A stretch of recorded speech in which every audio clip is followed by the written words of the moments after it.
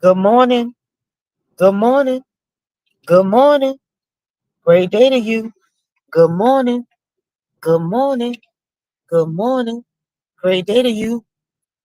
Good morning. And great day to you. What I would say is good morning, good afternoon, good evening, good night, because I don't know where you're coming to me from, but I have some friends that'll be joining us shortly. They are joining us from Jamaica. So as my friends are coming and making their way to the stage, I want to welcome you to the 2025 Enclave. This is the Enclave Women's Retreat. We are virtual and we are welcoming you. Many of you are visiting me from all over the world. Yes, hello, hallelujah. We are global. And I want to say good morning and great day to you. I hope you're having a splendid self care Saturday. And the reason I'm saying self care Saturday, because I'm out here taking care of myself on this Saturday. At the same time, we are having our retreat. I hope wherever you are comfortable, that you are blessed, that you are drinking a beverage of your choice, water, coffee, tea, juice, whatever you take to get loose, whatever make you happy, be drinking that thing or, consuming whatever victuals that you have, whatever you got on you, and just having a great day today. The reason I want to welcome you is because we have a specific plan that we'd like to invite you into that is talking about self care. And you may already know everything you need to know about self care. But if you don't, we are inviting you today to take a moment for yourself. Now, the way we do this is easy breezy. You come in, you sit down, you relax. If you want me to say something specific, you could call me, beat me. If you want to reach me, you can text me. If you say, oh, Elwanda, what about this? I will do the needful. My telephone number, in case you don't have it, my WhatsApp number is WhatsApp 1-832-606-6092. If you want a quiet hush hush, ping me on my WhatsApp. Or if you want to be even quieter and more, what I would say confidential, if you want to hit my confidential WhatsApp, that is 1-713-757-2571. I hope I'm coming to you loud and clear. I love you. I'm sitting in my seat and I will not repeat. So you already have the numbers. You could also write me if you feel inclined. Okay. Teams, TEAMS at Elwanda, ELWANDA or ELWINDA.com, Elwanda.com, teams at Elwanda.com. Now I'm not gonna mess with y'all too much longer. But as the day gets on and stronger, we will be having guests. So I want to just encourage you to take care of yourself today. And the reason I keep saying take care of yourself is because without you, we cannot accomplish much of what it is we wish to do. I hope that you're having an excellent day. Me, myself, I am feeling better. Yesterday, we had technical difficulties. Everything was full of emotions. The platform was not bending to my will. And I was like, what is going on? I was aggravated and frustrated. But today, way different. Today, I'm on one. And what I mean by that is that I'm happy inside of myself. I am glad. I am grateful today to even be able to come and talk to you because yesterday, the people were reporting they were hearing every other word, a lot of choppiness, a lot of unable to hear, a lot of inability to connect. So that's what yesterday was having for us. I do have a guest there today, if she'd be willing to come to the mic.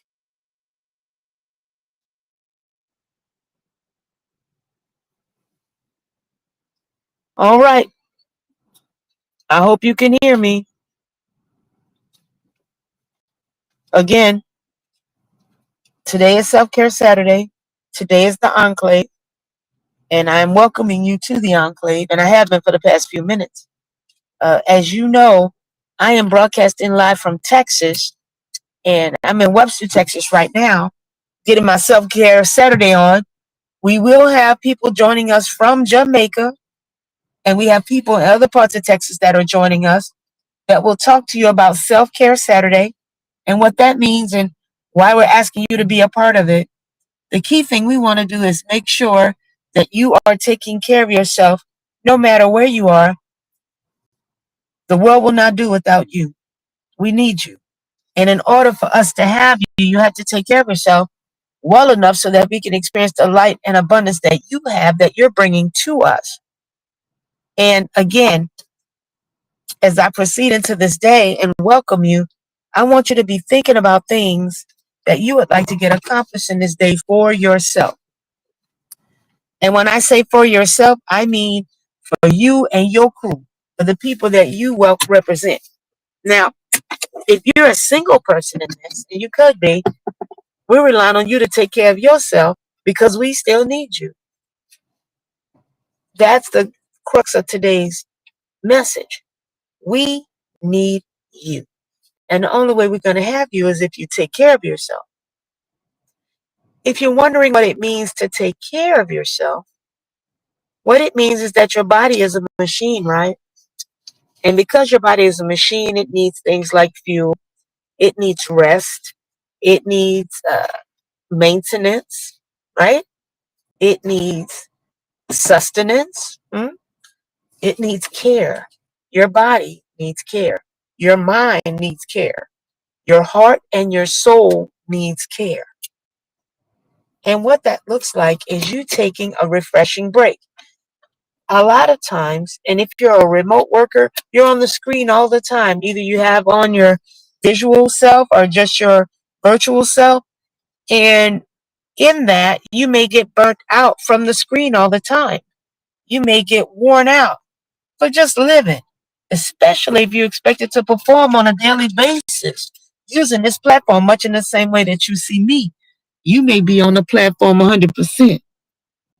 Y'all see that sunlight? Yeah. You got to get outdoors. That's important. If you're inside all the time, you're doing yourself a disservice because you need the sunlight to get your vitamin D. Now, a lot of people like drinking milk and eating broccoli and all that, and that's good. That'll get you some vitamin D. But the sunlight vitamin D is most epic, most important, most helpful to you. So, right now, I'm coming to you. I'm in Webster, Texas at the Great Wolf Lodge. That's where I'll be broadcasting from today. I don't know where you're sitting right now, but my hope is that you're comfortable, you're relaxed, and that you're intentional about what's going on with you. So, in order to get our self-care Saturday going, I want to do a breathing exercise with you. And the breathing exercise is very straightforward. So, in order to do this, I would encourage you, if you'd be so kind, to just close your eyes very gently, not tight. You don't have to close them tight, but just close your eyes gently. Breathe in deeply through your nose to the count of 4. 1, 2, 3, 4 through your nose. Nice and up.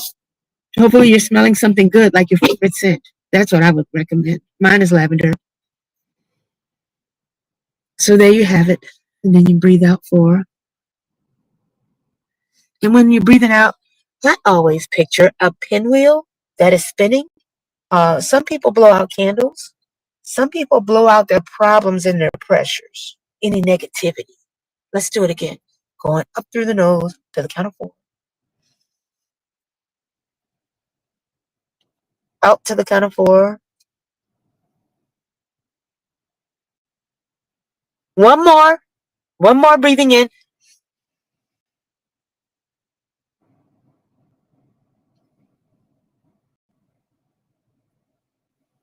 Breathing out to the count of 4. I want to encourage you to do that as frequently as you like in order to relax and reset yourself, especially if you're encountering any sort of tension. I find that it works and it helps you reset quickly. So you're in through the nose to the count of 4, out through the mouth through the count of 4. And the key thing is as you're breathing in, you're breathing into your lungs deeply, preferably the imagination of your favorite scent. Mine is lavender. I have a friend that likes to breathe in apple pie smells. I have someone else that likes just the smell of cake, uh, fresh cut grass. Some people like that. I'm not a fan. Then, then breathing out, when you're exhaling, you want that to be either the pinwheel to make it spin, blow out the candles as if you're blowing out a birthday cake candle. You could do that. Or you could just blow out your stress, your pressures, your frustrations, anything that's holding you back in order to reset yourself and get centered around the day. As I'm coming to you, I've noticed that a few of you are on, and I'm grateful for you. I see you. I'm waving to you specifically. I see you on the platform. I have a question for you, and I'm going to ask, and this is only if you're willing, for you to consider this question. I've been working on this question for 7 weeks. 7 weeks. What would you love? What would you love? When they asked me this question 7 weeks ago, I thought I knew. But after pondering it for 7 weeks, what would I love? This is it. This is one of the things I would love. I love the Enclave. We're having it again next year in Vancouver, Canada, if the Lord allows. Again, we have people coming from Jamaica to join us. They'll be getting on the platform shortly. We have our folks in Texas already, but I would love for a lot of people to get the benefit from coming to the Enclave. And one of the benefits is that self-care. One of the people that we have coming tonight, or today, I should say, depending on where you are, right? Her name is Tanya, and she has a skincare line that you need to know about, but also she knows a lot about self-care. So we'll be learning from Tanya once she arrives and she begins her way of welcoming. As I'm going through my list of things I want to talk to you about, one of the things I wanted to ask you was, when was the last time that you really did something that was for you only, just for yourself and no one else? When was the last time you said, I'm going to take this time just for me to sit in the stillness, to enjoy the quietness? My hope is of nature. Maybe do some grounding, get your feet on solid ground somewhere, and just enjoy the creation, right? Just sit there by yourself, for yourself, and relax yourself. When is the last time you had a chance to truly relax?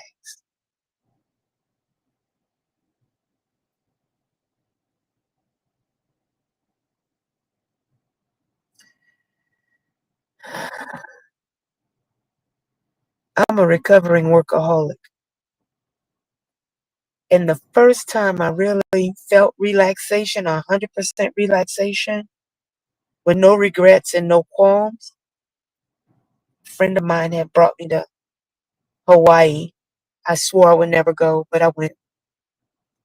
And while I was there, I had a chance to be outside, outdoors, alone, just me, enjoying the breeze, looking at the trees. They have mongoose there. Mongoose. I don't know how you say mongoose. I don't know what they are. They had a number of mongoose outside playing. They had baby goats. Saw that. Enjoying the breeze, watching the trees, melting. It was very delightful, just like today. Perfect. No issues, no worries. And I was doing precisely nothing. That's relaxing when you're doing absolutely nothing. And I was like, oh my gosh, this is what it's like to do nothing. I was out there by myself, with myself. No spices, no devices. I wasn't eating. I wasn't treating. I wasn't meeting. I wasn't greeting. I wasn't doing any of that stuff. I was just alone in my own zone. And it felt good. I was just by myself, relaxing. Which means relaxing would mean that you had to lax in the first place to relax. And I find myself not wanting to ever be lax. That's what it is. When you're working, you're not lax at all. You're working right, at least. You've seen people do work in a relaxation zone. I know you've seen that. Well, people working, but they working for play, not for real.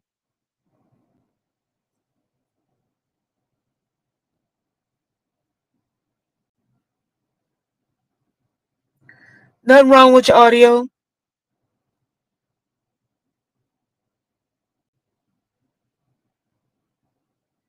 There's peace in the pause for patience. Patience with yourself is your greatest strength. A lot of people are impatient with themselves. They already want to be successful. They're driven. They're ambitious. But to a certain degree, they could get burnt out because they may say yes too much. And what I mean by that, if you say yes too much, then your schedule may be full of activities and commitments where you cannot be fully present.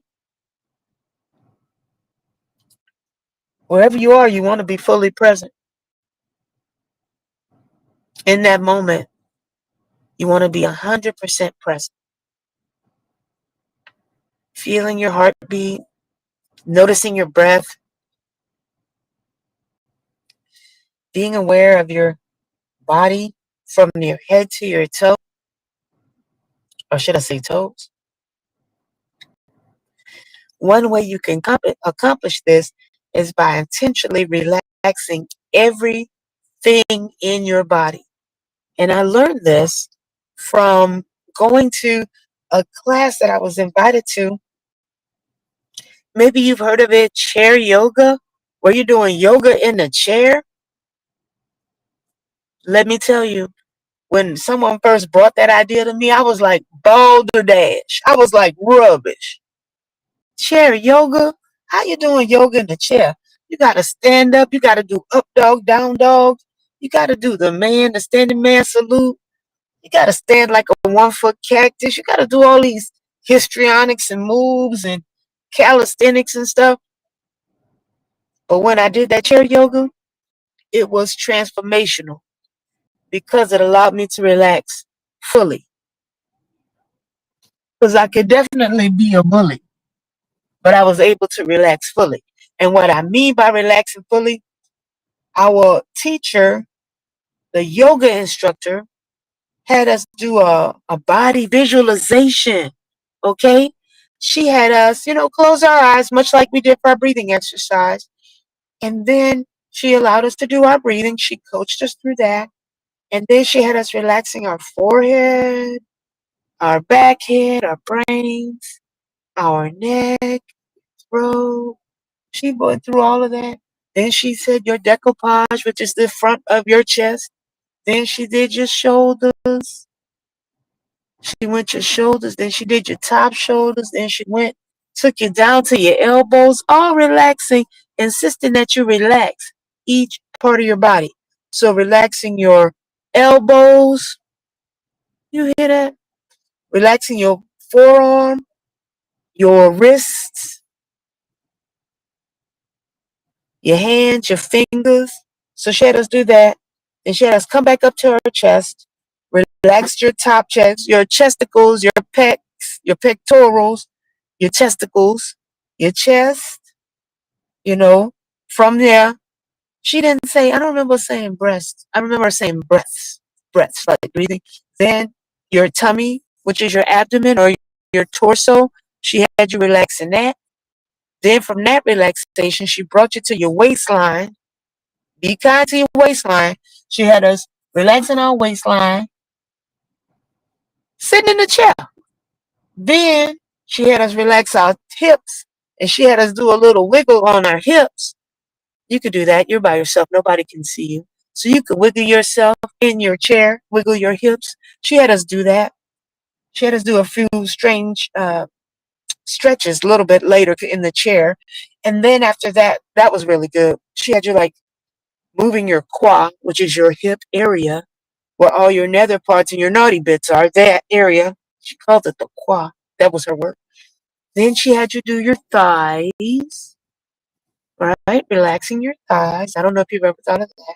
Relax your knees. If you had a knee replacement or you're working on your knees and you're not really too sure what that feels like, you can roll just to make sure they're awake. But yeah, she had us relaxing our knees. Then she had us do our calf muscles. She had us first stretch them a little bit and then relax them. I don't know what she did for the front of our legs, but definitely the back calf muscle.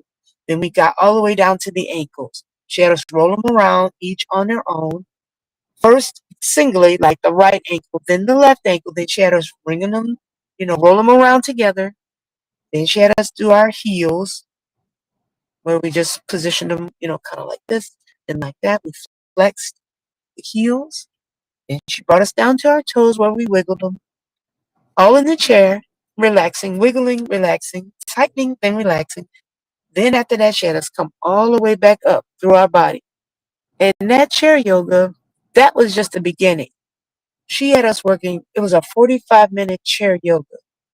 I would encourage you to test it out and try it for yourself. I'm going to tell you, don't believe me. What I'm going to tell you is you want to get in where you fit in. Find you some chair yoga.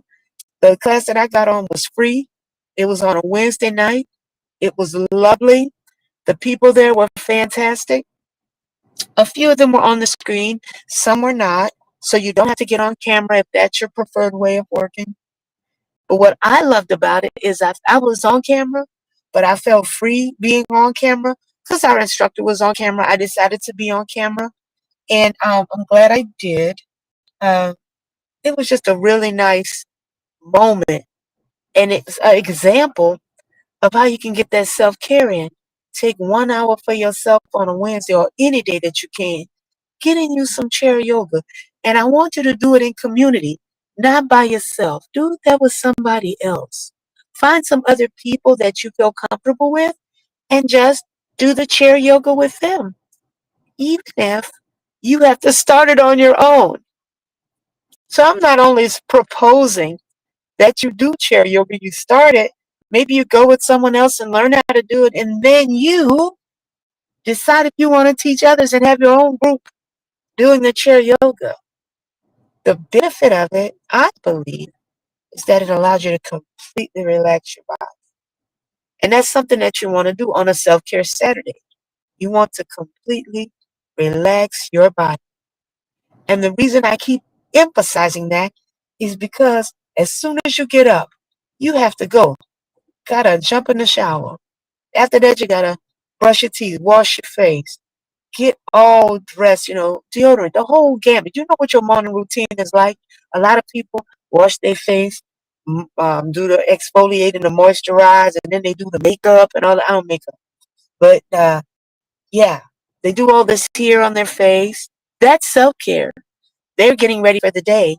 But when you really get the good self-care is when you can spend a long time on your face, like 30 minutes, not getting makeup, but just 30 minutes of relaxing your face muscles, like giving yourself a facial.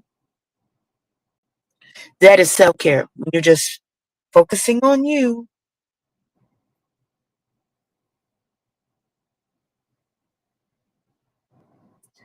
I'm sure that there are other things that you could do to do self-care, such as eating things that are good for your body, fueling yourself in a healthy way. I want you to dwell on that for a second. Fueling yourself in a healthy way. What is that like? What would that look like to you to fuel yourself in a healthy way? My favorite food fuel that I enjoy I like cucumbers. I like eating them. I like bell peppers, the red, the yellow, and the orange kind. I eat the green. I learned that that's all the same vegetable, by the way, just in different phases of ripeness. That's something I was like, oh, never knew. So the green ones, they just taste that way because they're all the way where they need to be. But the other ones are ripening, and those I like them in different stages of ripeness. So that is the bell peppers. You can eat those are good. Celery is good for refueling. Watermelon, absolutely outstanding for refueling. All other kinds of melon, like cantaloupes, those are delicious. Honeydew melon, you can do those. If you're not a melon person, you could definitely go over the peaches, plums, nectarines, pineapples. What else they got that I like? Plums. I don't know if I mentioned the plums. Those are good. Ooh, I love stone fruits. I like grapes. There's a ton of things that you could be eating to refuel. And the reason I'm mentioning fruits and vegetables are because those things are live foods. And if you eat them raw, you get a different benefit from them than if you eat them cooked. So that's just one thing you need to be aware of. That if you eat them raw, they do something for you differently than if you eat them cooked. So even though I eat them both ways, I'm just letting you know you'll get different types of energy from these items because you want to fuel up. Now, I'm an omnivore. That means if it has a face, a heartbeat, or a mother, I'm liable to eat that. I'm like to catch it, cook it, and kill it, and eat it. I'll kill it before I cook it, and then I'll rub a dub dub and eat that. But that's not as fueling in my mind as these fruits and vegetables. I'd like you to start off with those. Those would be good. I juice a little. I like juicing. Some of you may know better juice recipes than I do. I get them from my sisters, my family, friends, and fans. My daughter, she makes epic juices. Hers always have ginger in them. She's got gingery drinks, which are very tasty. She likes putting turmeric in it too, every once in a while. All of those things, those ingredients, will add to your self care. They will simply add to your self care because it's you choosing what it is that you wish to eat. And when you're eating it, I want you to savor it as you're eating. I want you to fully taste it. Don't just gobble it up, like slowly and meticulously eat these fruits and vegetables. Because I'm always on the gobble growl. I love eating. It is one of my most favorite things. And obviously, you may not know this, but I'm from New Orleans, Louisiana. Eating and cooking and feeding people is our love language for the most part. If we come to know you, we'll likely want to cook for you, prepare some meal, break bread with you of some sort, some nature. It's our way of showing that we care for you. It's that way in many cultures. Like in Chinese, they'll say ni hao ma, ni hao ma. How you doing? Ni hao. They'll say ni hao ma, which means have you eaten? They got 5, 6 ways to pronounce the syllable ma. So ni hao ma, which is have you eaten? And how are you? We interpret it as how are you, but it truly means have you eaten? So they even ask you, are you okay? Have you eaten? Ni hao. How are you? Have you eaten? Ni hao ma. That phrase is designed to just certainly find out if you're okay. That's their way of interacting with each other. They ask each other how they're doing, which could be interpreted as have you eaten? Are you okay? A lot of people are doing intermittent fasting, which is their way of self care, but they're intentional about the fast. They're thinking about it, they're planning it, and executing. Some people are unintentionally. Wait a minute. Good day and good morning. Welcome. If you can hear me.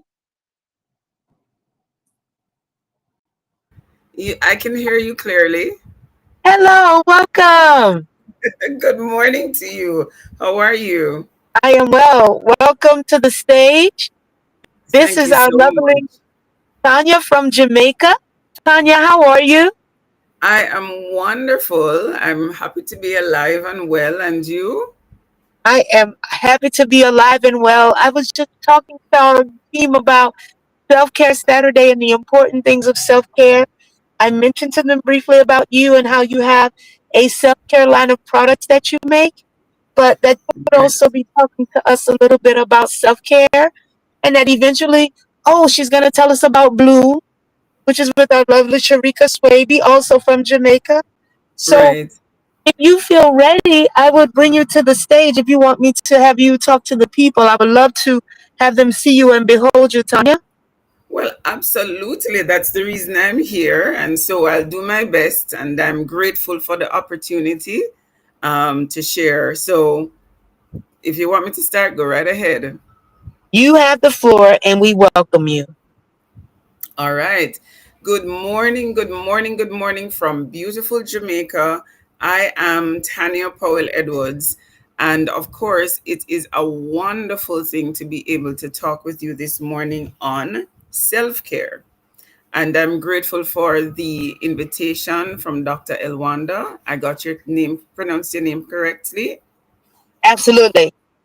Absolutely great. So let's get right into it. And of course, if you have questions, if there's anything in particular that you want to hear about, feel free to ask so we can stop and answer those questions as best as possible. Again, I'm grateful for the invitation to talk about self care. And so, what is self care? It is a term that we've been hearing about for many years now, the past few years. And when many persons talk about self care, they are thinking about a spa day or, just laying back and so on. So, what really is self care and why is self care important? Those are some of the things that I will talk about in my presentation today. And Dr. Elwanda, how much time do I have? You are free to speak as long as the Lord leads you. And the reason I I say like that is that. because As long as I the Lord believe leads me. you're on divine assignment. Thank you so much. Thank you so much. So, we'll talk about why self care is important, what self care is not, because that's also important, and what it is. And then I will talk about some very basic ones and the 8 dimensions of self care. So, I want to start off by sharing a story, and it's a true story. So, in February of this year, 2025, my family and I, our world was shattered. And it was shattered because we had to face the passing of our sister, and it was rather sudden. And so it plunged us into a world of grief. For myself, I wasn't able to eat for about 4 days. Everyone kept saying, Tanya, you need to have something, but the grief was so much, I just wasn't able to eat.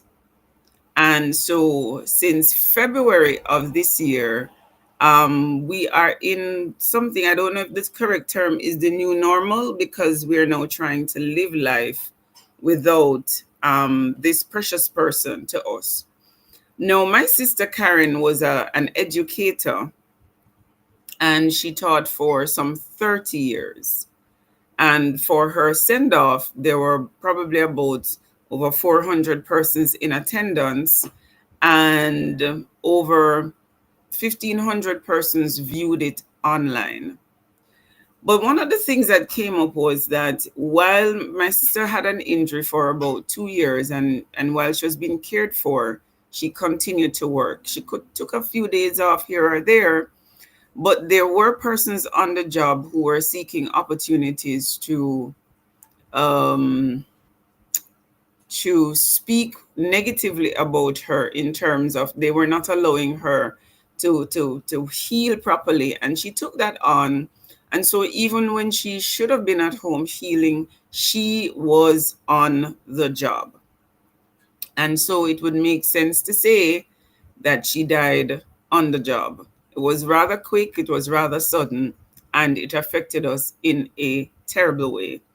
And so for this year, self care becomes even more important to me and to my family. And of course, I want to share with you that in this world that requires so much of you and me, and we are working so hard to prove ourselves. We want to be successful. We don't want persons to criticize us. We want to earn more. We want to do more. But there comes a time when we've got to be able to draw brakes. We need to be able to stop. If you are driving your car and you hear a strange sound, you're going to do a couple of things. You're either going to come to a complete stop, switch off the engine, start it again so that you can hear if that sound is there, or you're going to call your mechanic. You're going to do something to ensure that you don't damage your car. No, you can go buy a new car, but you can't buy a new you, right? And so self care is important. Self care, therefore, in my opinion, can avoid an early grave. So many persons are emotionally burnt out. So many persons have suffered physical death. I've shared the example of my sister. And some persons are spiritually drained because they like an just keep going and going and going and going. Many persons don't get enough sleep in the night. They're doing 4 hours, 3 hours. They're topping up on a lot of caffeine to keep them going because they're chasing their dreams and they're chasing success. And therefore, sleep becomes a luxury. But sleep is very important. We need also to live a life that is fulfilling, a life in which we're protecting self and others. And I'm happy that I'm in a space where I can feel comfortable sharing scripture. So, Mark 12, verse 31, it says, love your neighbor as yourself. Because do you know that sometimes when we talk about self care, it can almost sound selfish, right? And so we have to understand that in order for us to care for others, we must be able to care for self. Because if you're not around, how can you care for anyone else, right? Your body is the temple of the Holy Spirit. And I want to emphasize that word temple. For many of us, if we've been to other cultures and we walk into a temple, it is usually a place of solitude, quietness, unless there is intense worship for a while. We often enter that place and space with a little less noise. We may, in some places, have to take off our shoe as a sign of solitude and rest and recognition of the importance of that space. And we may have to, we dress in a particular way. We are usually prayerful, we're quiet, we're reflective, we're looking all around, we're taking in the scenery of that temple. And what if I say to you now, your body is a temple? How are you treating the temple? Are you getting enough sleep? Are you relaxing? Are you meditating? All right. So, Ephesians 5, verse 29, I'll share that with you. For no one ever hated his own flesh, but nourishes it and cherishes it, just as Christ also does the church. So, if we're having difficulty taking care of self, we just need to look at that love that we receive from Christ, that overwhelming love. Sometimes we sing these beautiful songs about the love of God, and it takes us to a place mentally, a different place, you know? And so we're nourishing the soul. So Christ nourishes us.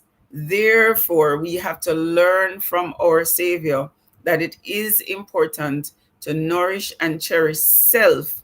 And later on, I'll talk about that. I'm not talking about being arrogant and prideful. I am talking about taking care of the body, which is a temple, and the Holy Spirit should be able to live in that body. All right. So, what are some of the things that affect us from sometimes taking better care of ourselves? Sometimes the truth is We just didn't learn this growing up. Yes, we were fed, we were clothed by our parents, but many of them did not know even how to take care of themselves. And therefore, what we saw from them and what we learned from them was not sufficient to take care of ourselves as we go through life. Additionally, the pursuit of success can overwhelm us.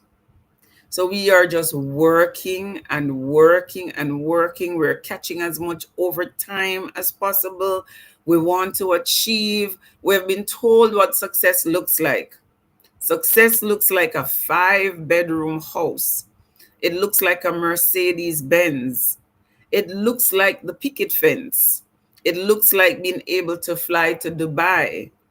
It looks like these things. And so we are chasing after these things. And these things, many of us are told, is what will say that we have achieved success. The 5-bedroom house is not easy to get and to maintain. So is the Mercedes, all of these things. It's not impossible.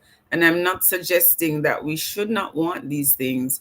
I'm just simply saying, in the pursuit for success, you've got to be able to slow down, because too many people get these things and it brings them to an early grave, because while they were pursuing, they were never stopping, they were never analyzing, and so on. So, what is not self care? Self care is not loving self in an arrogant way.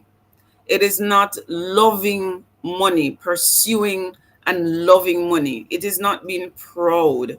It is not being arrogant. It is not being abusive. It is not being ungrateful.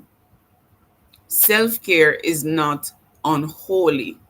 So we have to have that balance between self care, loving self, and what the Bible calls a lover of self, which is a little bit more on the narcissistic field, where it's all about you and no one else. Remember what we said before, that we have to be able to love self and to be able to love others. All right. So, what is self care? I sought to define it a little earlier, but I'm going to try to do that again. It is taking charge. It is having the self awareness of your emotional, spiritual, financial, parental, and relational state. It is having that ability to stop, being intentional about stopping too, and analyzing, where are you in your life. Some years ago, I felt a bit uncomfortable. I had a very good job, paid higher than average, in the Jamaican context. But in mentally, I was not happy, because I felt as though, as hard as I worked and as many commendations as I had, someone more qualified than myself could come and take that job. And so I had that level of insecurity.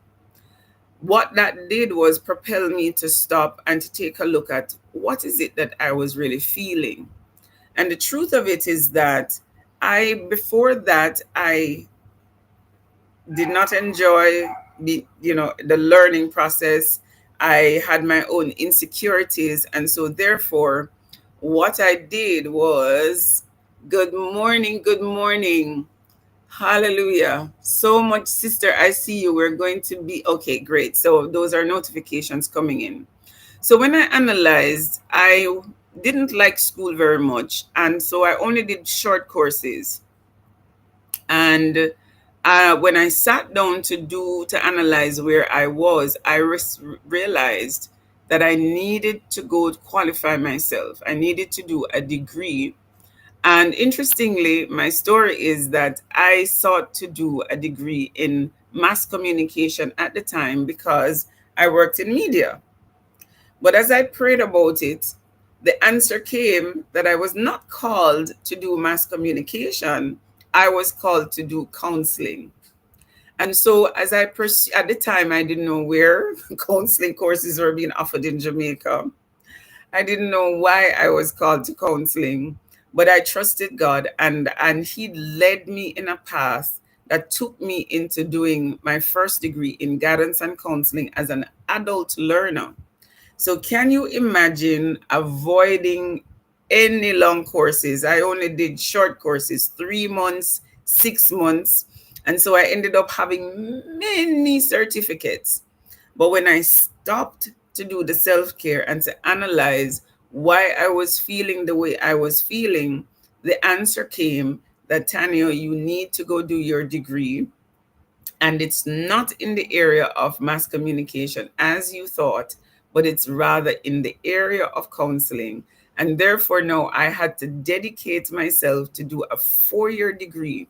But it was so fulfilling and so rewarding because I recognized I was called to it. I was doing what I was called to do, right?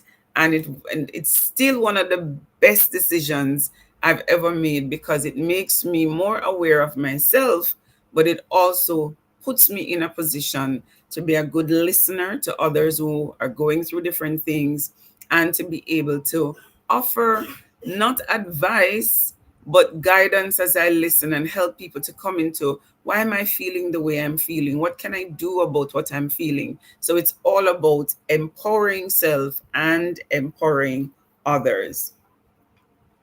So self care is having that ability to stop and to analyze you. Where are you in your life? Are you happy with you? Is something lacking? Why is it lacking? And being able to take the steps forward. In my case, I had to go through some crying and some praying to get to the point of the answer of what next to do at that phase of my life. Self care is about being honest with self. And I know that some of us have, it's not easy for all of us to be honest with self. But as when you get to that point, it's like you're at the stop sign and you are on red, and you are taking the time to position yourself properly for the green to come so you can move full speed ahead. So, being honest with yourself. What are some of the things that you need to be honest about? The past wounds. All of us have a past. And many of us have moved into adulthood without resolving some of the issues of the past. And many of us have wounds that cut really deep. Some of those wounds, there might be emotional abuse, there might have been physical abuse, there may have been sexual abuse, may have been financial abuse. There may be families in which it is so enmeshed that everybody's in everybody's business, and so you don't get a chance to grow. What are your past wounds? Maybe I've not even mentioned what your wound is, but there is a past wound that has not been dealt with. I'm here to tell you that not dealing with that is a part of not taking care of self, and therefore dealing with it is a part of self-care. What are your present wounds? And many times people get trapped in the now, but really they are trapped there because they have so much baggage from the past. As a younger woman, my husband and I did prison ministry for a while. And in that prison ministry, we met a number of persons who were in prison for different offenses, murder, and etc. and etc. And one of the things I discovered in the past is that when persons have time on their hands to evaluate, when they are trapped in a place where they can do nothing else but evaluate, they realize that the persons they hurt were not the persons who hurt them, and the persons they hurt got all of the trauma for the persons who hurt them because the issues were not resolved. What do I mean? Someone steps on your toe and you turn around and you give them a fist in the face. And when the police locks you up and you're sitting in the cell, you realize that it was just a step. Maybe the person didn't mean it.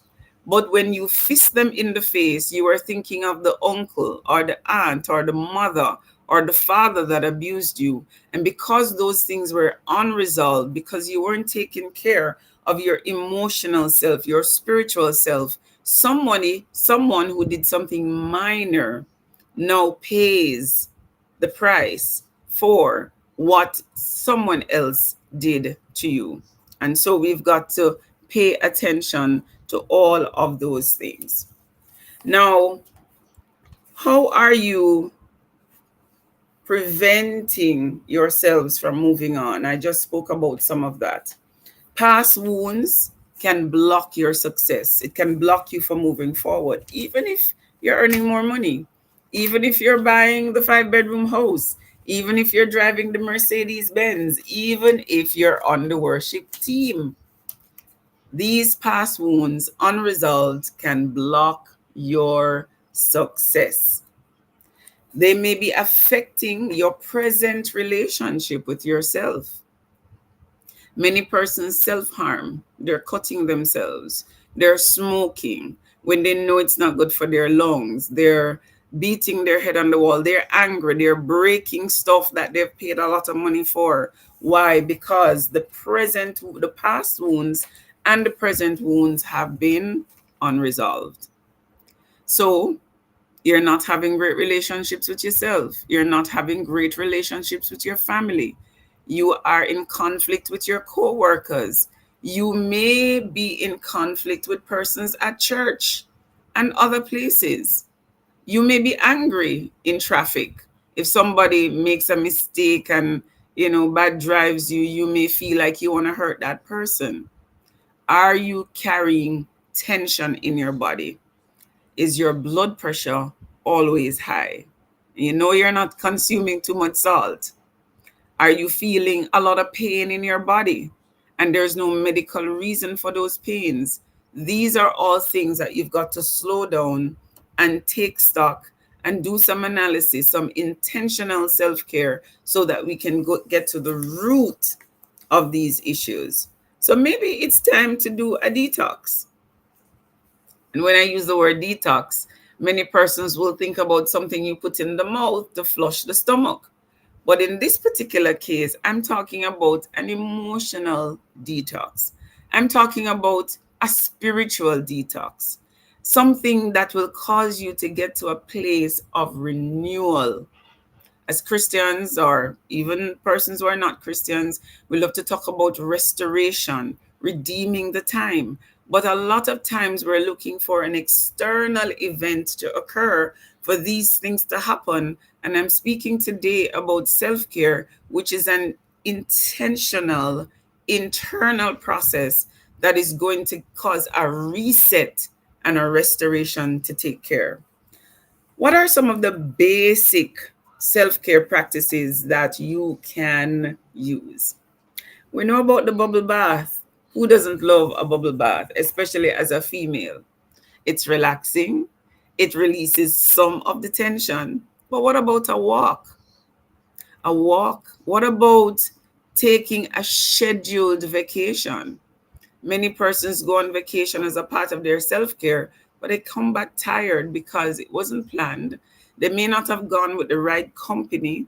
They may not have gone to the right location. So I'm using the word a scheduled, intentional vacation where you choose that location wisely. Getting your hair or nails done is also self-care. It's probably one of the most common ones. But for some of us, we've not done it for a while. And scheduling that appointment to go and get your hair washed by someone else, get your nails done, your feet in the water, that could slow you down for a little bit and just be able to say, hey, I haven't done this for a while and it feels good to have somebody wash my hair, somebody do my nails, somebody do my toes, you know? So schedule that appointment if it's necessary. What about avoiding substance abuse? So you may not smoke and you may not be using hard drugs. But what about that extra glass of wine that's not really necessary because it goes beyond just a glass of wine with your meal? It may be the fourth cup of wine, it may be the entire bottle. Is that necessary? Is that getting to where you want to be, or are you using that to numb your pain and preventing you from doing appropriate self care? For some persons, it is sex, it is being with someone else that numbs your own pain and fulfills their need. But remember, you have to love self before you can love others. And so we want to ensure that these gifts that we have are you being used healthily. For some persons, it's sugar, and this list is not exhaustive. So we want to ensure that we're cutting out those things that are preventing us from taking care of ourselves because we're soothing ourselves emotionally and otherwise with substances or things or people that we know or we sense are not healthy for us. So let me drill a little bit in the 8 dimensions of self-care. There's emotional wellness. How you feel matters. Sometimes we have to be able to delve a little more deeply into how we're feeling, but it's an important process. We've spoken about the spiritual process. We've spoken about the importance of the physical. Sometimes, yes, a lot of us struggle with weight. Some our persons are dedicated to the gym, but whatever it is, the body is so important. So whether it's taking a walk, to just allow yourself to sweat and detox and then take a shower and take some rest and reset. That's another way to take care of yourself. What about that social wellness? Making sure that the spaces that you put yourself with others are spaces where you feel comfortable, where people will tell you the truth if necessary, but you don't feel judged. What about that occupational wellness?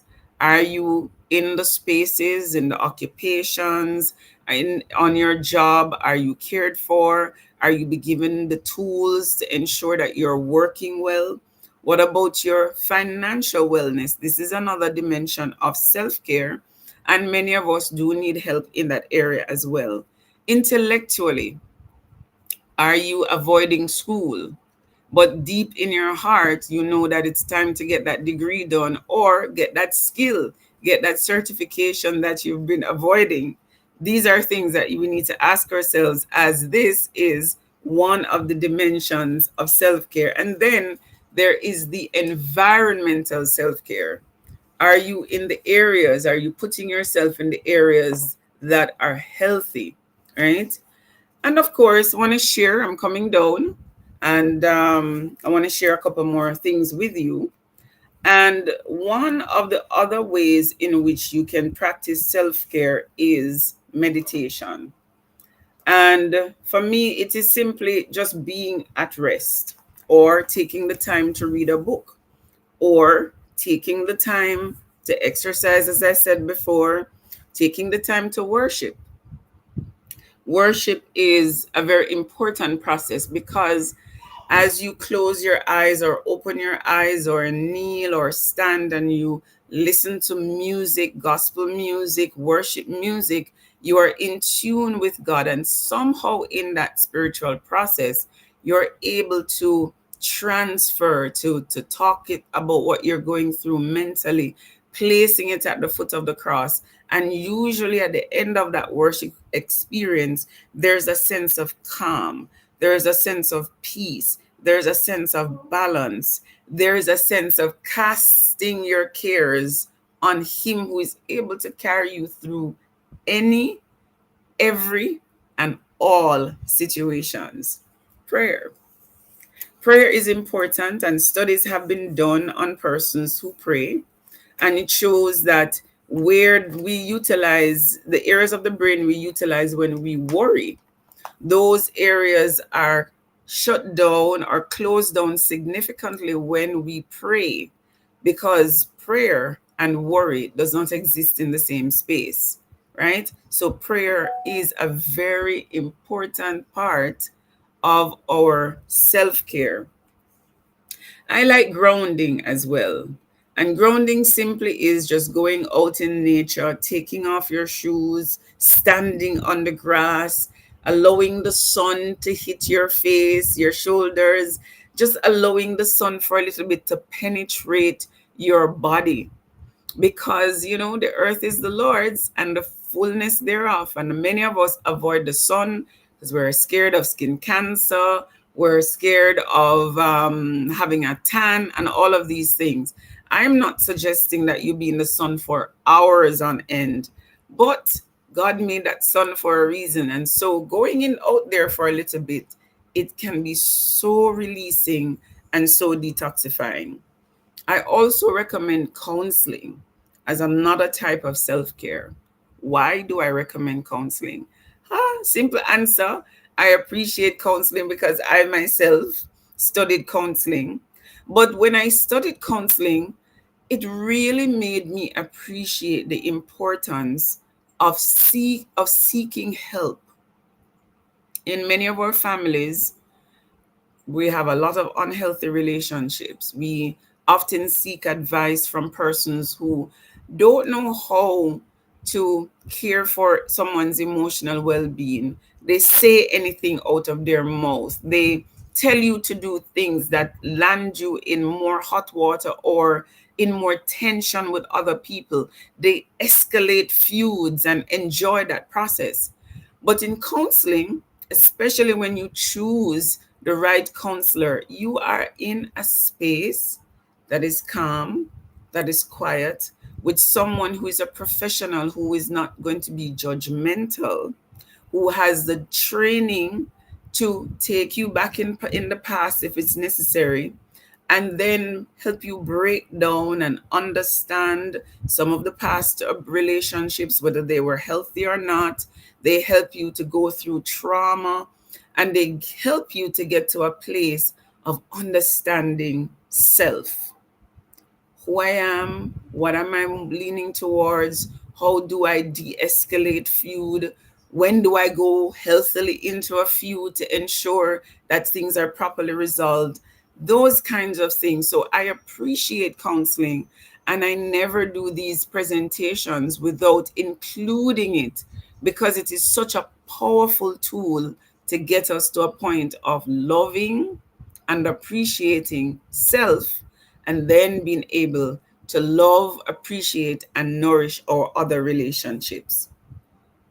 There are times when self care means helping someone else, like maybe going to a nursing home and offering assistance to the elderly, or going to a children's home and loving on some children, in a healthy way, because your trauma is important, but there are so many other people out there that are experiencing things that you could be the answer to them. You could be the one to give them a hug, a healing hug. You could be the one to say a kind word. So sometimes self-care means intentionally taking the attention from self and helping someone else, and then being able to come back and say, I really enjoyed doing that. Maybe I can program some more time to help someone else in the remainder of my year.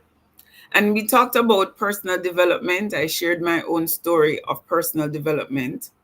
And even since I've done my degree in counseling and 2 additional years in counseling and consulting psychology, and now I'm an entrepreneur, where the skills that I've acquired are skills that I'm using my hands. So I use my hands to make natural products. I manufacture soaps and lotions and body oils and all of these things. So if you look at my face today and my glow, it's because of the products that I'm using, were made by me. And so learning the self You also learn what are your skills, what are your abilities, what makes you happy, what makes you mad or sad. And then you can program your life as you move forward. Knowing when to say no is an important part of self care. So, as my family and I grieved earlier, we had a lot of things to do as it relates to preparing the send off for my sister. But there came a day when I became so overwhelmed. My stomach was upset because I wasn't eating properly. There were many demands and needs, a lots of emotions. And so what I did was one day I just told my mom and my sisters, my husband and my children, I picked a day and I said, this Thursday I am unavailable to everyone. I am not going to be available. And that day I went not to my regular place where I do my nails, but I went out of town. I went out of town, so I took a drive into the country, and there I went to get my nails done and a mani pedi, and it was just relaxing for me. It may have seemed kind of like extreme to other persons, but I needed that drive that day because I was serving everybody else, and so I was beginning to feel unwell. So I intentionally took a day for myself.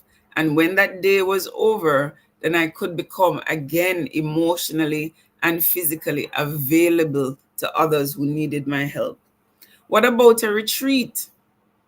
Recently, I went to a retreat. I was invited to the retreat last year, but then with the passing of my sister, I really didn't want to go on the retreat. I kept questioning, Lord, is it the right time? Should I reschedule? I'm just not in the mood. I was sad a lot of the times. And so, but there was something that says, sometimes the Lord creates opportunities that we don't utilize them because we have many excuses. So I said, okay, I don't want that to be my situation. So I said, all right, let me become intentional about getting my stuff packed and going to this retreat. I went to the retreat and I really just wanted to leave. As I got there, I wanted to leave. I was feeling so serious, unable to smile. I couldn't get the thoughts of my sister in the casket out of my head. And I just wanted to go home. Thankfully, that day, that first day, they had hours of silence, which is exactly what I needed. I didn't want to talk to anybody. I was among a group of 50 women. I was bunking with about 5 other persons, but I really wasn't in the mood to talk. But can I tell you, that retreat was programmed by God. God knew my sister was going to pass. He knew that I was going to become emotionally unstable for a little bit. The grief was going to be much, and He programmed that. So imagine me walking into the retreat, serious, crying, unable to smile, all these things. Can I tell you that on day 2 of the retreat, we went to chapel, which was an outside chapel, like a cabana. And as the sun touched my skin, I thought of my sister and I started to cry. I mean, I was running nose, not all of that, but it was God's way of detoxifying me. So I left that retreat able to smile, able to rejoice, able to come to terms a little better with my sister's passing and being able to set some new goals and being able to move ahead and to say, how can I take the memory of her and present it in a way to others that will be motivational and stir them to want to take care of themselves, but to do excellently as well. Another self care tip is you've got to sleep well. No, for some of us, we may be working on projects that require us to be up throughout the night, or it will minimize the amount of sleep we have for a while. But as soon as those things are over, you need to be intentional about getting sleep. It's a reset, it's a mental reset, it's a physical reset. Because if we're mentally messed up, physically meant up, or say our circadian rhythm is out of whack, our sleep is out of whack, we will not be able to be creative. We will not be able to be there for self. We will not be able to be there for others. And so it's important to get that sleep. Additionally, what about lighting a candle? All right, lighting a candle and just being able to.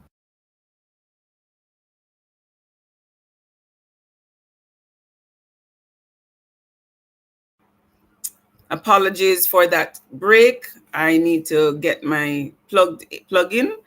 And so I'm coming to the close of this presentation, and I'm hoping that you would have heard something today that stimulated you to want to do better for you.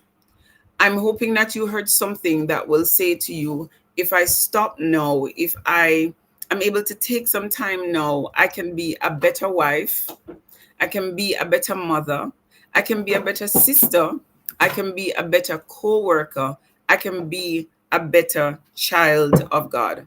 So I want to thank you, Dr. Elwanda Bennett and team, for this invitation to speak on self-care. And as I close, I just want to thank you for the opportunity to speak. And are there any questions? And then, if the time allows, then I can tell you a little bit about me as an entrepreneur. But I just want to take a break to give you the time to say anything, ask any questions as we talk about self-care. Dr. Bennett?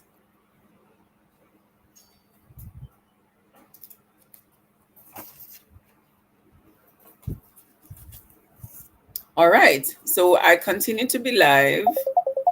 And so what I'm going to do is tell you a little bit about who I am as an entrepreneur. And so I'm Tanya Powell Edwards, as I shared earlier, and the name is on the screen. And so I've worked in media in Jamaica. I'm trained as a guidance counselor. But some years ago, 9 years ago to be exact, I decided to do a course in making bar soaps, natural bar soaps. And by doing that course, it took me into an area that I did not know I was called to be in. And I was called to be an entrepreneur. So I did that course thinking, okay, you know what? I'm going to do this as a hobby. So I had a full-time job. I was working as a training officer at that time, not knowing that a prophecy was going to be fulfilled. Because for many years, I would attend different churches, and even in my own church, people would say, Tanya, I just see you doing more. But nobody was able to tell me what the more was. And so here it is that I had a need to learn something new. And I went to do a course in soap making, started it as an hobby. And then in 2015, I met in an accident. And after that accident, I was unable to go back out to work, and I needed to earn. And that is what brought me into becoming a manufacturer of skincare products. So what products do we make? We make soaps, we make lotions, body oils, serum. We're in Jamaica, so we also do cold press castor oil and so on. And so, for example, this morning on my face, I'm wearing one of our serums, which is our hyaluronic acid serum. And I've layered over that some of our castor oil, and over that I've layered our facial oil.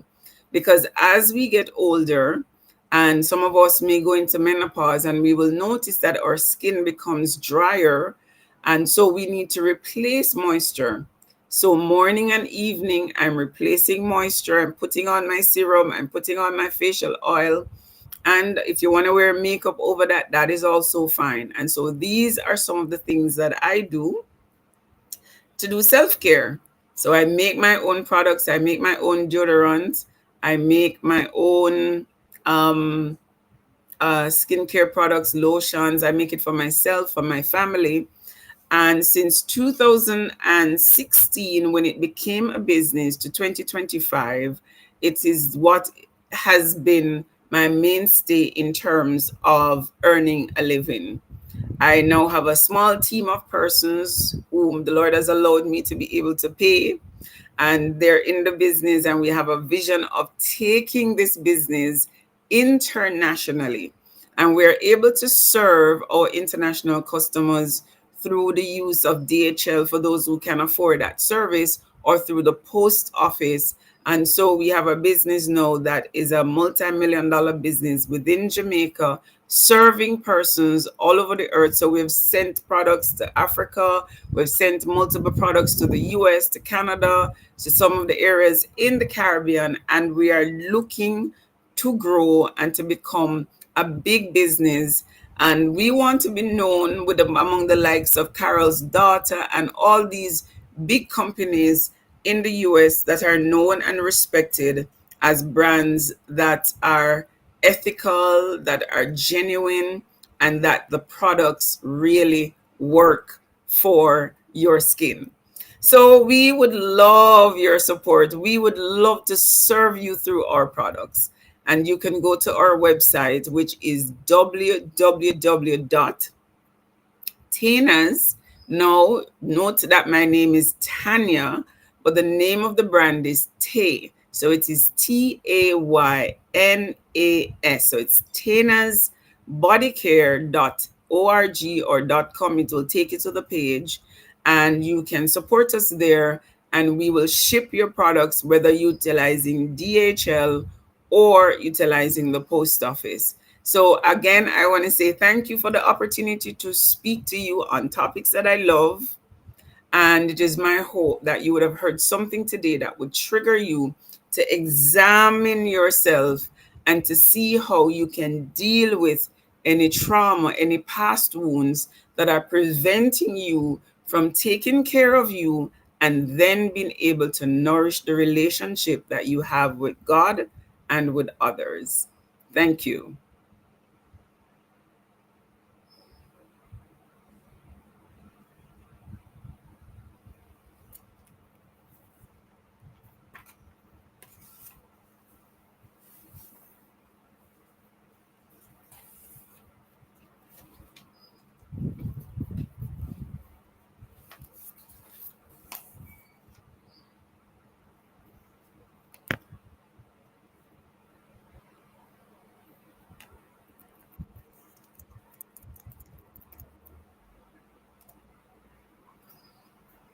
So again, I'm still here. If there are any messages and any questions that you may have, that I would love to be able to answer.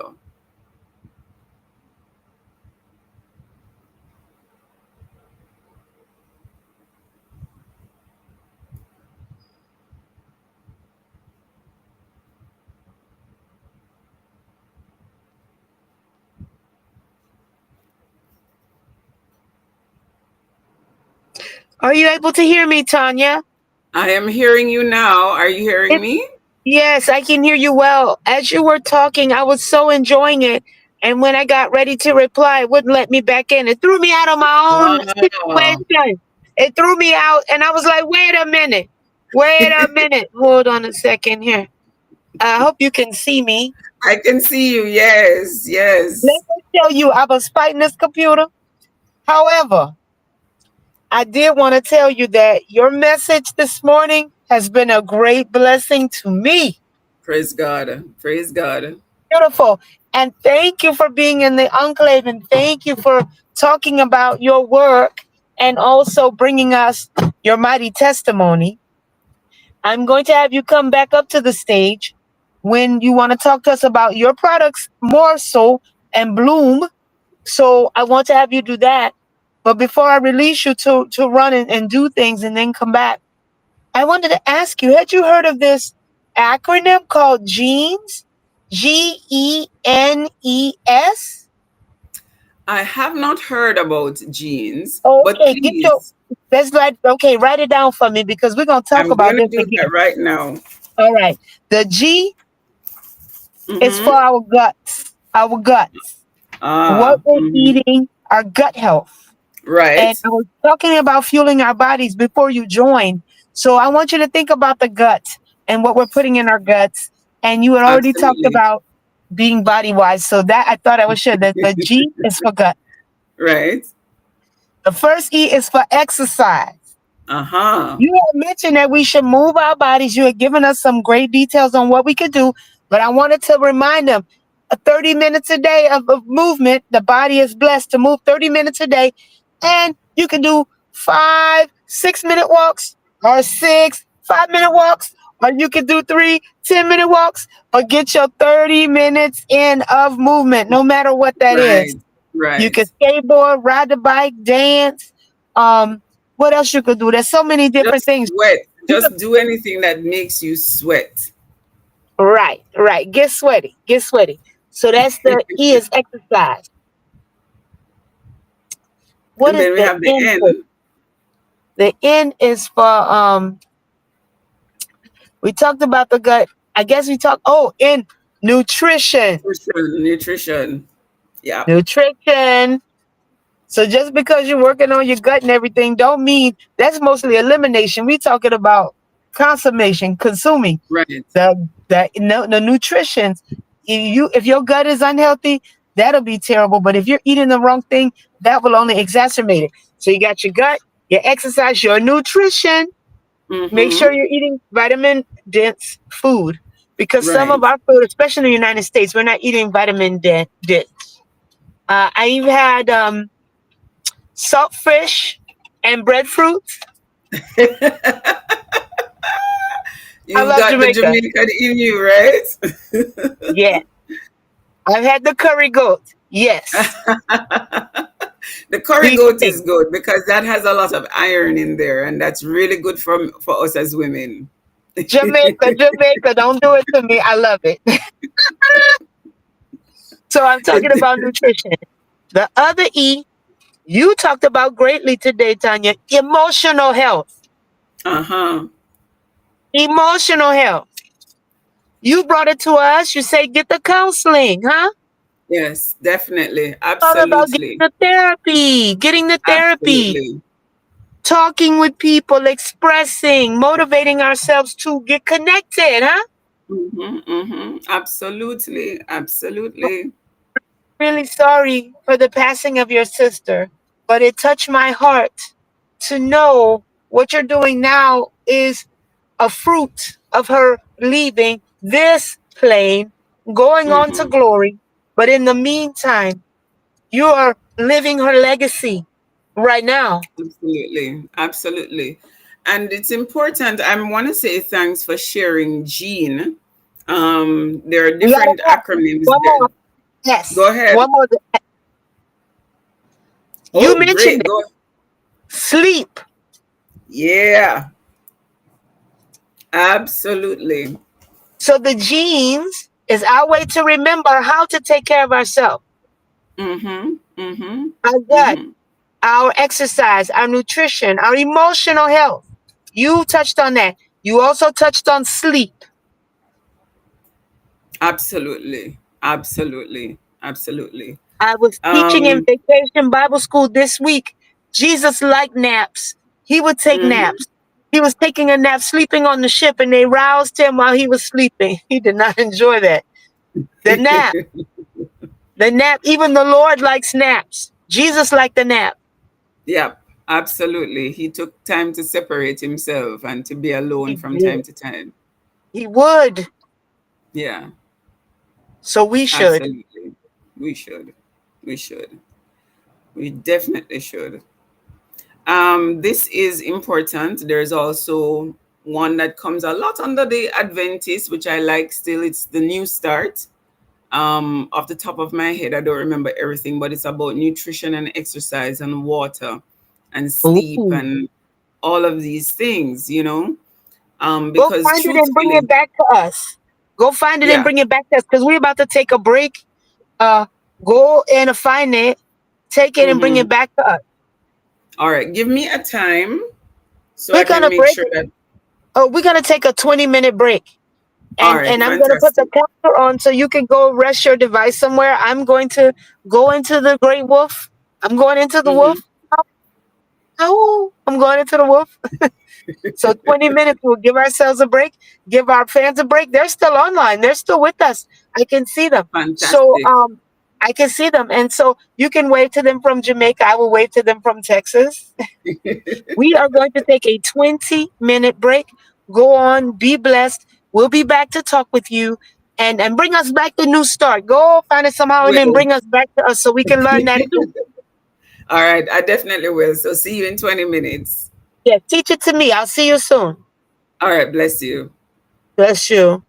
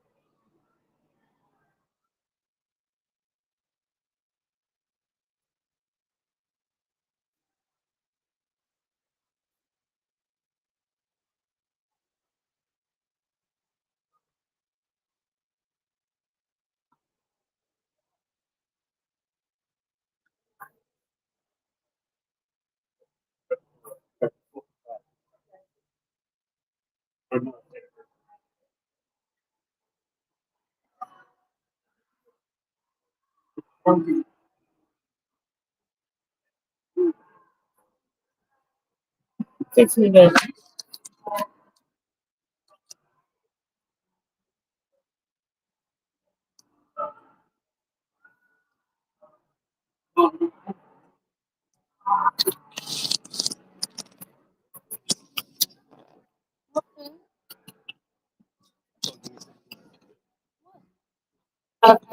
It's already closed. I told you that.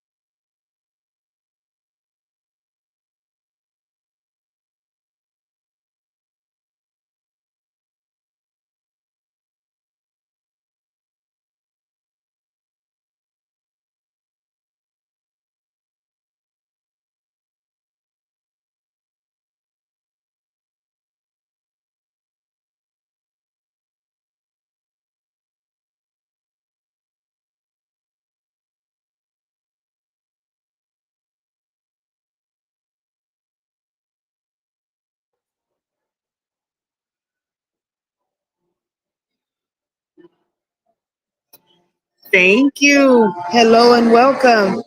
I'm glad you were able to return. I just want to show you, I'm still broadcasting for Buster Yeah. Tech. I want to show you the lodge.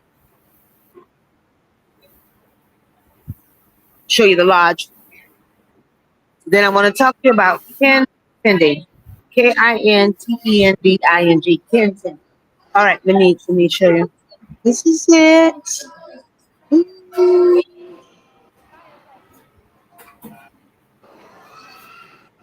So you can tell I'm downstairs. I got my ears on. I had to howl to get these. As a part of my self care Saturday, I decided today I would join with my family, friends, and fans from church, and we are at the Great Wolf Lodge. This was the prize that was given to students that participated and attended the Vacation Bible School for 5 days straight. And now on this sixth day, they're getting to go to the Great Wolf. I decided to join them because I wanted to have a holy good time at the Great Wolf. And part of this is a very interesting weekend because this same weekend is a pastor and his wife, my friends. They're having their 50th wedding anniversary today. 50, 50. And I'm excited because we get to celebrate them. But more importantly, it brings it to the self care, which is about community as well. And Right. kin tending. Kin tending is us going to birthdays, graduations, picnics. It's us going to family reunions, anniversary parties, things of this nature. But the reason I call it kin tending is because it is still a role that you play inside of the family, and people don't talk about somehow that thing could be a stressor or a trigger. So you have to Mhm. be careful, especially if you're capable of taking care of yourself. So as you're making decisions about which events you will attend, you have to take that into account and know how to say yes and no. Yes is yes, I'm coming. No, I'm not coming, but I love you and I'm sending either my representative or a gift to you. Because sometimes with the kin tending, she simply cannot do all things.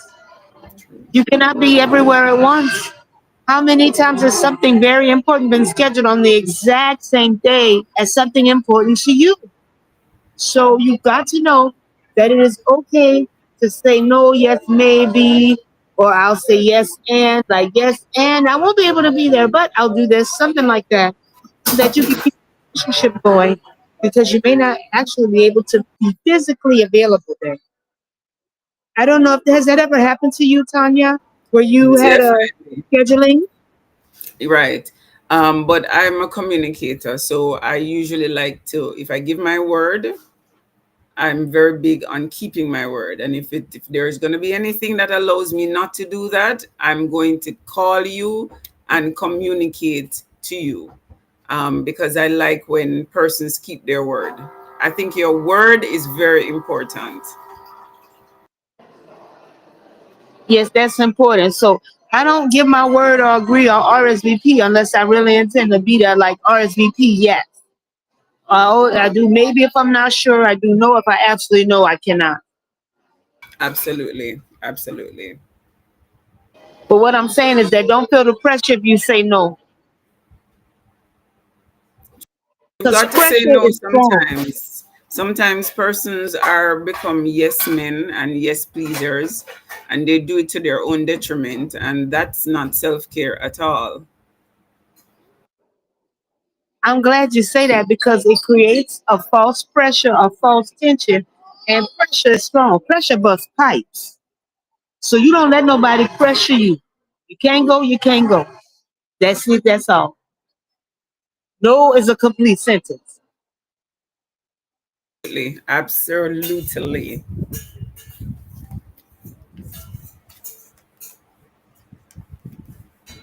What I want to do is ask you, were you able to find the new start? Definitely, I went and did my assignment. Okay, well, what I'm gonna do is I'm gonna be cute on mute while you give us give us the new All start. right, Okay, I'm gonna be cute on mute. You'll still see me, but I'll be cute mute and walking around the sure. street, seeing what All there is right. to be. Okay. All right, fantastic. Let me see if I can add my media voice. So I'm Tanya Powell Edwards, and we are here in the Enclave 2025, and I've been given the assignment to present to you New Start. New Start.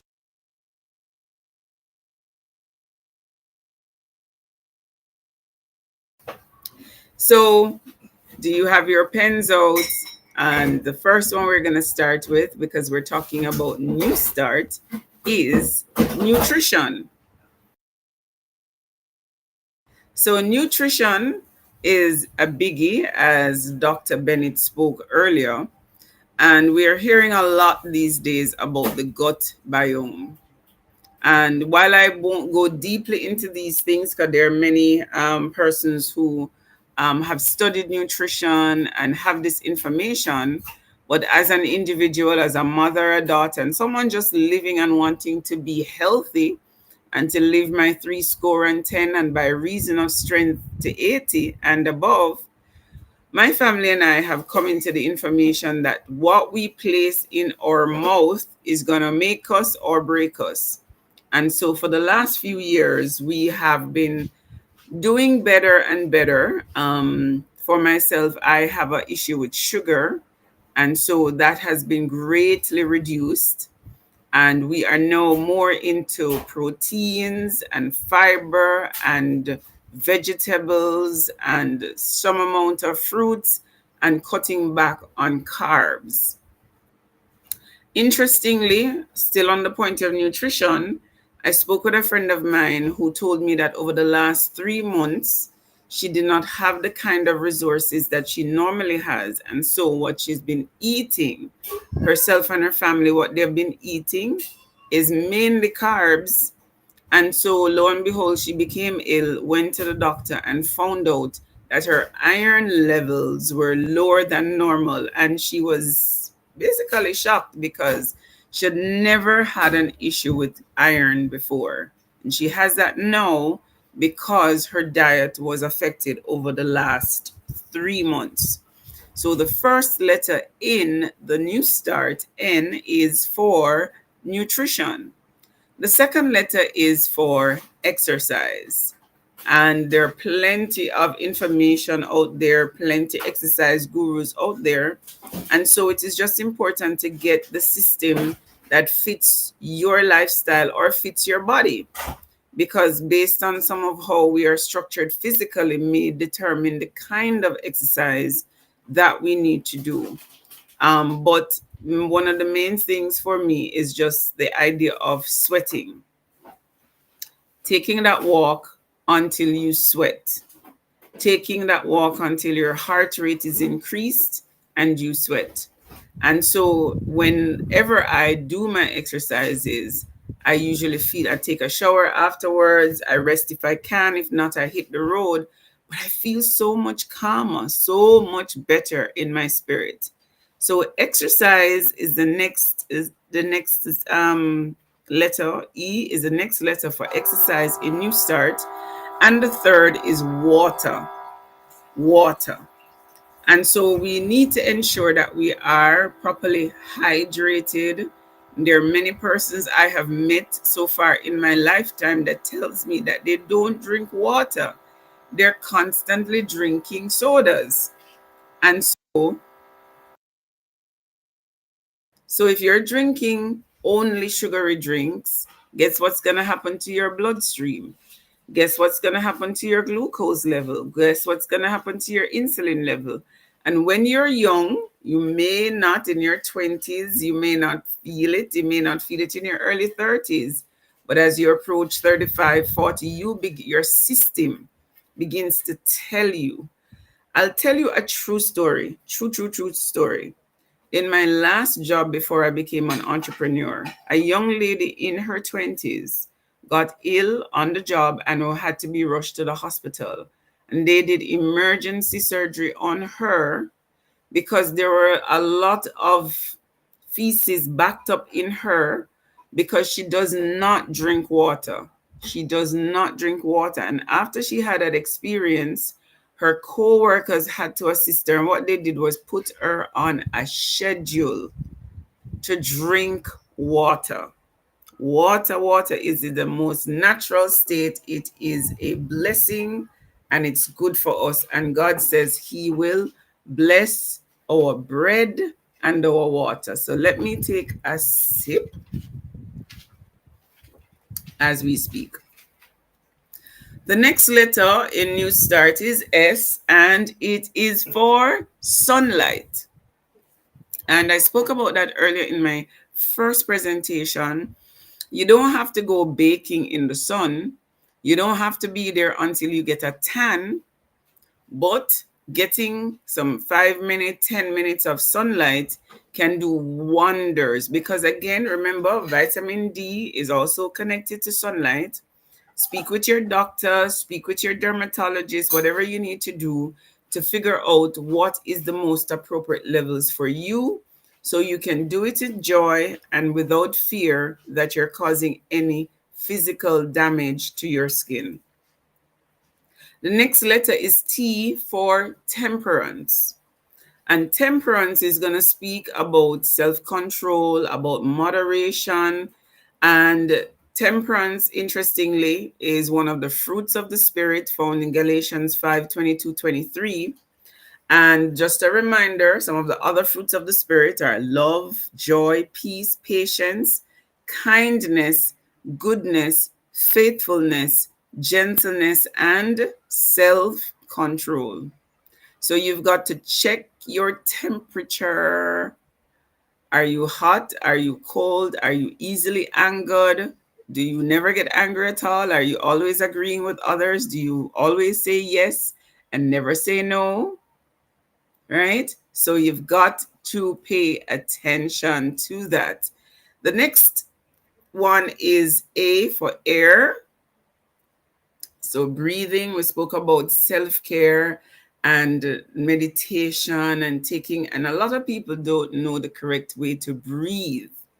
So as someone who worked in the media where breath is very important to reading on air, whether it's television or radio, I'm going to show you the incorrect way to breathe first and then show you the right way. If I say to a lot of people, take a breath, they're going to go like this. See what that does? It cuts off your air passage and you're unable to hold that breath for long. Let me do that again. So the diaphragm is constricted, your chest goes up, and you're unable to hold that air for long. So then what's the correct way to breathe? When you take a breath, you're going to look at me now. You see there is no constriction in my passage here. You're barely even seeing it. What you will see if I was able to show you lower down is that my belly would go out like a balloon. So I take in a deep breath. You see a little movement of my shoulders back. My tummy is full of air. And with that, I can read, I can sing. Well, I'm not a great singer, but those who sing can understand what I mean. And so air, taking fresh air, breathing in the country air, the morning air is very important in New Start. And the next letter is R for rest. Rest, whether it is sleep or just stopping and doing nothing for a while, nothing. And the last letter is trust. Trust. Whatever we're chasing in life cannot come to us unless God is in agreement with us. We write our plans, we write our visions, we present them to Him. We do our part, our work, because it's a relationship. But we trust, and we trust that what we desire will come to pass. But if it doesn't, we also trust that God knows what is even better for us. And that, Dr. Bennett, is New Start. Tanya, thank you for coming from Jamaica to give us all of that wisdom with the new start. We definitely all need a new start. And we Definitely. have the jeans. We can start with that. We have the new start to remind us. And I wanted to also welcome, we have another guest. Her name is Elaine Jackson.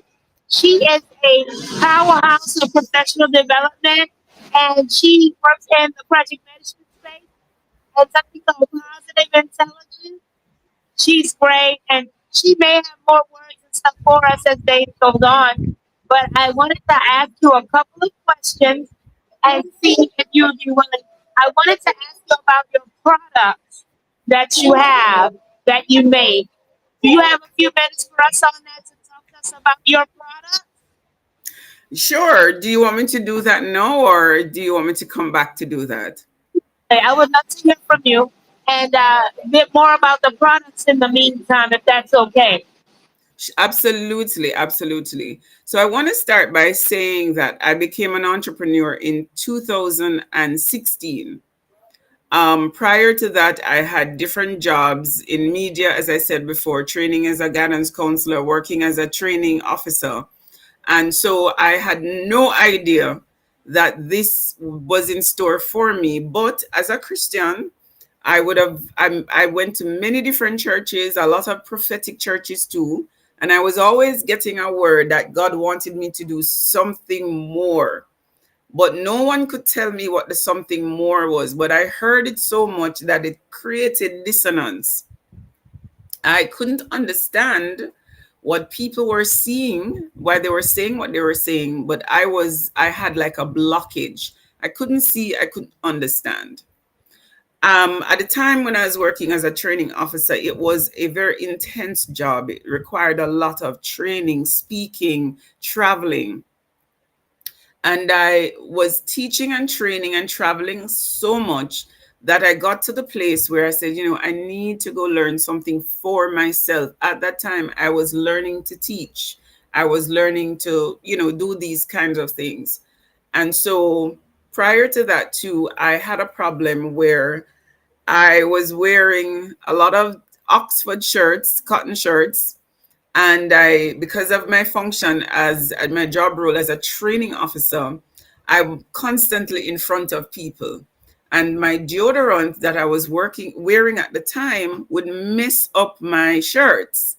Now, I grew up in Jamaica, and as a child I was told that I had a heavy body odor, and my mom did things that Jamaicans would understand, which is she would take a piece of sweet potato, roast it in the fire, and take it while it's warm. And she told me to put it under my arms. And that was supposed to pull out whatever was causing this high odor. So what that did was made me grow up thinking I needed the strongest deodorants in order to make sure that nobody could say that they smelled me in a negative way, right? Somebody's saying, "Oh, me too, awesome." And so here I was now as a training officer with this problem. And so I woke up, Dr. Bennett, one morning at about 4 a.m. to research, turned on my computer and started researching how do I get rid of underarm stains. It was bothering me and I needed to solve that problem. And while I was doing that, a pop up came up on the computer screen and it said, "Why not make your own deodorant?"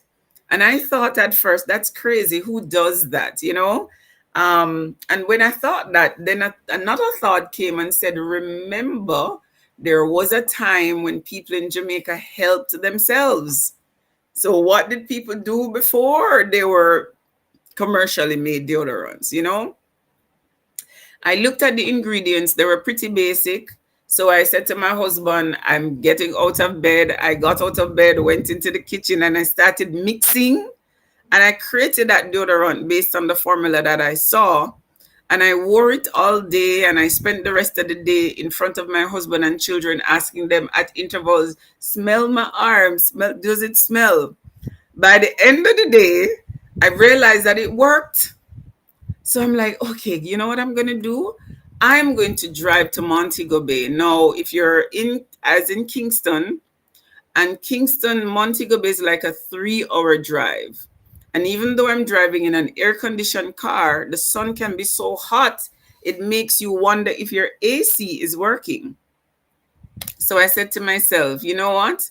I'm going to test this deodorant with this 3 hour drive to Montego Bay. So I went to Montego Bay, I worked, I came home, I took off my cotton shirt, I smelled the arms, and it still smelled fresh. The shirt was dirty, lipstick stains and dust and all of that, but the arms were still fresh. No. After that, I also started making oils for my skin, and I would combine carrier oils with different essential oils, and I wore these to work as a training officer. Over time, persons kept saying, Tanya, I know you're coming because I smell you from afar. And I'd be like, does it smell good? They're like, yes. And I said, you know what? These things that I'm wearing, I made them. What you're smelling is something I created. Now, people would say to me, I want what you're wearing. So, because the ingredients were expensive, I was now recuperating some of the cost for making people their deodorant and their oils. But internally, I was a bit insecure. I was like, this deodorant works for me. My husband wears it now. My children wear it. But I'm scared to give it to strangers. What if I harm them? From being a counselor, the mantra is do no harm. And so I never want to harm anybody. So I started asking, where can I get some information? Where can I get some training to ensure that I knew exactly what I was doing? As I searched around, the only thing I could find at the time was a soap making course that was being done by one of our scientific institutions in Jamaica. And I registered for it, saying to myself, you know what? Maybe I can learn something from soap making that will transfer to the deodorant. So I went and I did the soap making course. Now, are you ready for this? The soap making course was fulfilling prophecy, right? Now, how did that? It fulfilled two things. It fulfilled prophecy and it fulfilled the power of the tongue. Because the prophecies that I was getting, while nobody could tell me exactly what I was to do, they kept saying, we see you doing more. We see you doing things with your hands. And in addition to that, for more than 20 years, my husband and I would go to the supermarket to buy products, and we would buy bathing soaps, and I would smell them and I would go, oh my God, these things smell so awful. One day I'm going to learn to make soap. I had no clue how soaps were made. I did not know that what I spoke for 20 years, at least once or twice a month, was going to come back. I don't want to say haunt me, but it was going to revisit me. So here I was now sitting in a course, confronting all my fears: my fear of chemistry, my fear of physics, my fear of mathematics, recognizing that what we speak come to pass, especially what we speak frequently, and recognizing that prophecy was also coming to pass in me doing this course. But I came out of the course making soaps. I've never stopped making soaps since 2015. But again, I said it was a hobby because I had a job that paid relatively well. But in November 2016, October 2016, I met in an accident. I was driving a car and a trailer with 5 ton worth of cement rammed the back of the car. And after that, I just wasn't able to go back to work. I was just exhausted, tired, and I couldn't even run. And if I needed to go to walk, I was walking very slowly as if I was an old woman. Because the nature of that accident, I could have died. But the night before, my prayer partner and I was praying over this journey. And so even though I got depressed about why did God allow this accident to occur, someone said to me, maybe if you had not prayed, you would have been dead. So from that accident and not being able to work, I didn't have an income. And so my hobby became the business.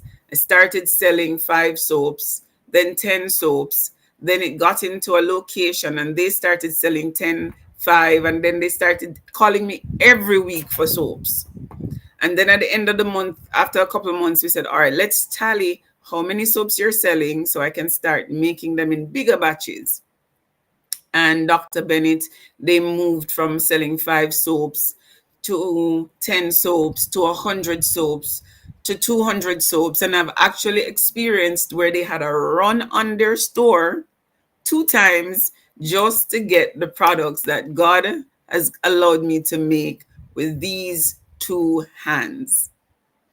And so that is what has come now to dig me out of my financial situation from not being able to work for a while and have a full time job. So now we make a range of soaps, 100% natural, to include turmeric soaps, kojic and turmeric soaps, activated charcoal soaps, bentonite clay soaps, lemongrass soaps. We've done ackee soaps. For those who know ackee, we've done ackee soaps. We've done goat milk soaps. Some of these, not everything, but many of them are on our website.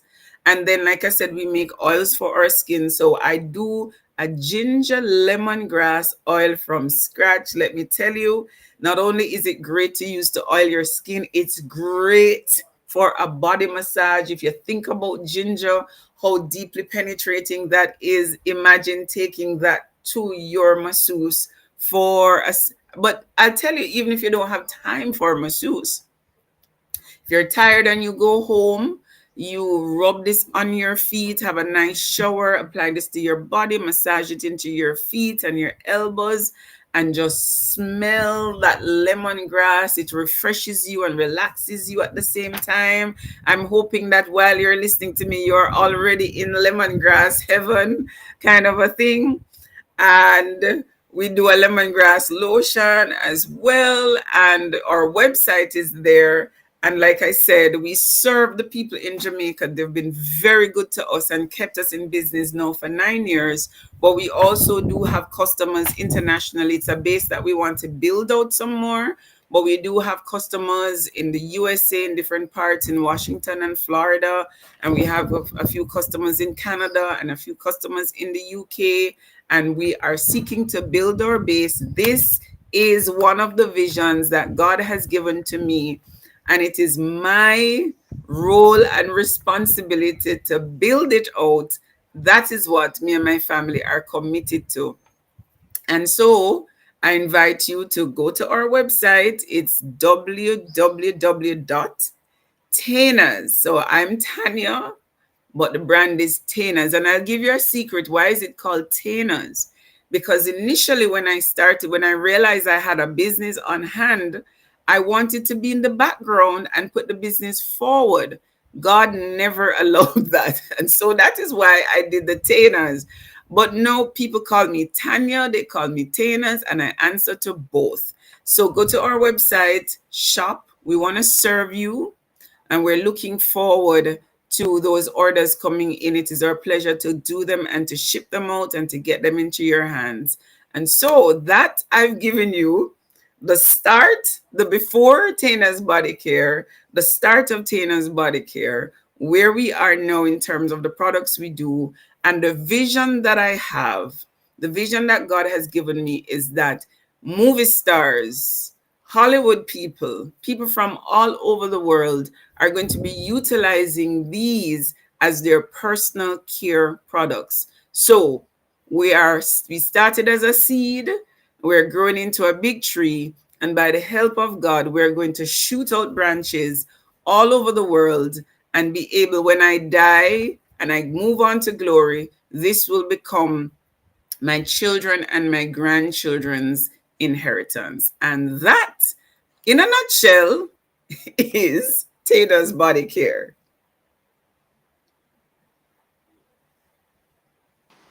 I am so grateful. I want to be your customer. That's all I Most don't forget. definitely. Can you hear me okay? Are you You're able to breaking up a little. You're breaking up a little. I heard you only say, I want to be your customer, and I'm saying, I'll be delighted to serve you. Outstanding. My daughter and I are always looking for good soap, deodorant, oils, all of these things. Please send or put it in the chat your Right. website, and then I'm going to paste it so other people can see it. And I also Absolutely. hope that I can do that because I've been simply enjoying listening to your journey, and I want to be a part of the forward journey. And I want to invite you again back to my platform. But when I bring you back, it'll just be all about you and what you do. One day we will take some time and I will bring you on my podcast. And that's all we'll talk about is what you're working on because I feel like there needs to be more, how would I say, awareness about your products and services. And I'd certainly love to come alongside you to broadcast the message widely. Absolutely, absolutely. I should add to that I went on and did courses in doing facials and also certified in doing body massages. And I still feel like there's more that God wants me to do because it's called body care. So while we predominantly our products are about skin, a skin is just a part of the body. So I'm looking forward to even greater things as the Lord reveals as we move forward. It's our largest organ. It is an important organ. We can receive so much through the skin, both pleasure and pain, but also protection. Um, and what I mean by that is because like there's a lot of big business and sunscreens and things of those nature, Right, so absolutely. lotions and such. And I hear about it all the time. I wanted to know if my sister Elaine wanted to come to the stage for a little bit to talk to us about what she's working on. And I also have a visitor from Barbados. Her name is Andrea Pratt Smith, very big in project management and agile in Barbados. She's watching us live, so I'm glad about that. But I wanted to offer Elaine Jackson an opportunity to take the stage if she had the time and intention. And I'll watch for her reply.